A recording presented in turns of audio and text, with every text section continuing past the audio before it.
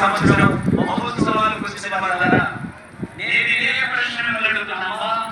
ఈ చెడ్డ మీరు ఏమి చేస్తున్నారు? ఈ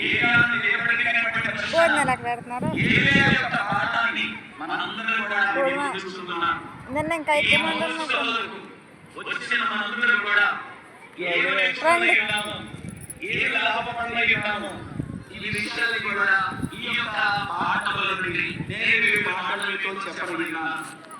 మఠము, పట్టము, కూటము, ఆరాటము, చట్టము, మఠము, ఘటము కొంచెం అంతరాగానే ఉన్నాయి.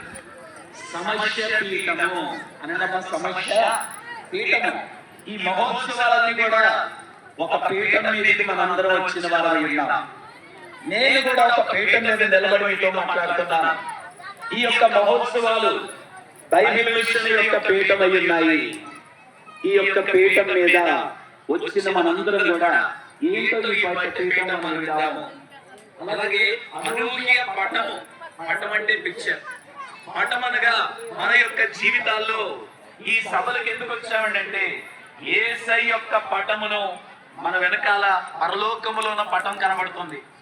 ఆ యొక్క పటమును మన హృదయములో అలాగ నాటుకొని ఆయన పటాన్ని ముద్రించుకొని వెళ్ళడానికి ఇది ప్రాముఖ్య కూటము అనడం. ఇదేమో కూటము, చాలా ప్రాముఖ్యమైన కూటము.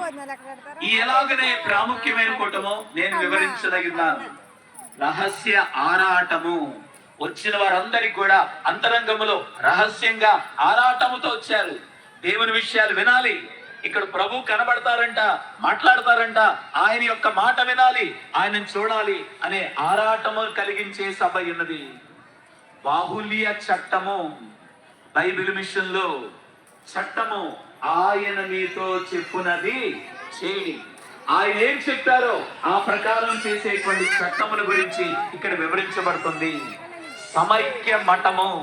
ఊరికి దూరంగా మఠములో కూర్చున్నట్లుగా మనందరం కూడా అన్ని సంఘాలు సమైక్యంగా ఒకే మనస్సుతో, ఒకే ఆలోచనతో, ఒకే క్రమములో ఈ యొక్క మఠములోకి వచ్చిన మనందరం కూడా ఆయన ఆత్మ ద్వారా జరుగుతున్నటువంటి దివ్యమైనటువంటి ఈ కార్యాన్ని మనందరం కూడా సమైక్యతను చూడనయున్నాము. అమూల్య ఘటము. అమూల్య ఘటము ఏలియా గారి గురించి నేను మీతో మాట్లాడనన్నాను. ప్రభునందు ప్రియులారా, ప్రభు నామమున కృపా సమాధానములు కలుగును గాక. ఆమేన్.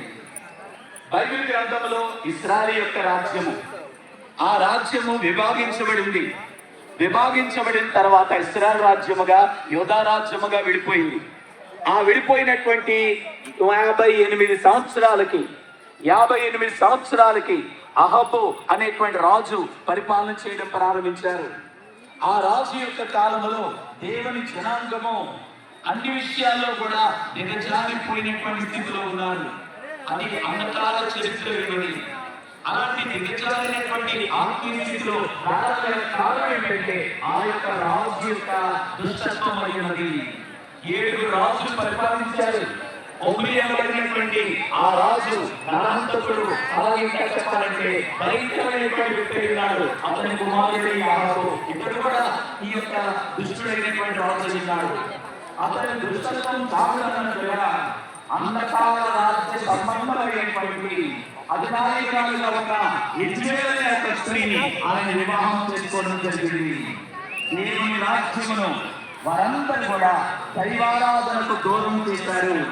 అంటే సంబంధమైనటువంటి ఆ యొక్క కార్యక్రమాలకి అధికం చేసి ఆ రాజ్యమంతటిని కూడా అంధకార రాజ్యముగా, హీనమైన రాజ్యముగా, ఆత్మీయ స్థితిలో దిగజారిపోయిన రాజ్యముగా, అలాంటి భయంకరమైన వాతావరణం కలిగినటువంటి ఆ యొక్క రాజ్య పరిపాలన పరిస్థితుల్లో దేవుడు ఒక భక్తుడిని లేవనెత్తారు.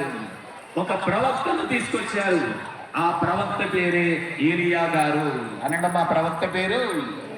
ఆయన నిలబడి రాజ్యమంతట్లో ఉన్న ప్రజలందరినీ కూడా మేలుకొల్పడానికి, అమ్మా లేకండి కనుక ఒక నిర్ణయానికి రండి. అటువైపు ఉంటారా, ఇటువైపు ఉంటారా, ఏం చేస్తారో ఒక నిర్ణయానికి రండి అని గట్టిగా నిలబడినటువంటి కాలం అయి ఉన్నది. అలాంటి కాలమే ఇప్పుడు మన చుట్టూ కూడా కనబడుతుంది. ఈ కాలం అంతా కూడా ఇటు ఏదో వచ్చే కాలం అందరూ కూడా తడుములాడేటువంటి కాలమైనది, తొక్కిసలాటనిగే కాలమైనది. ఎటు ఏం చేయాలో తోచక అలాగే మనందరం కూడా ఆ కార్యాలయంలో కూడా ఆందోళన చెందేటువంటి కలత చెందే కాలంలోకి మనందరం వచ్చిన వారు ఉన్నాం. ఏ రీతిగా ఏలియా ద్వారా దేవుడు ఆ యొక్క రాజ్యములో ఆయన సందేశాన్ని వినిపించారో ఈ మహోత్సవాలు కూడా ప్రపంచానికి ఒక మేలుకొలిపై ఉన్నాయి. ఏంటంటే ఆ విషయాలు ఈ రోజు యొక్క వాక్య భాగంలో నుండి మనం ధ్యానం చేసుకుందాము. పీఠము, ఇది ఒక పీఠమై ఉన్నది. దేవుని వాక్యాన్ని ఒకసారి మనం చదువుకుందాము. మొదటి రాజుల గ్రంథము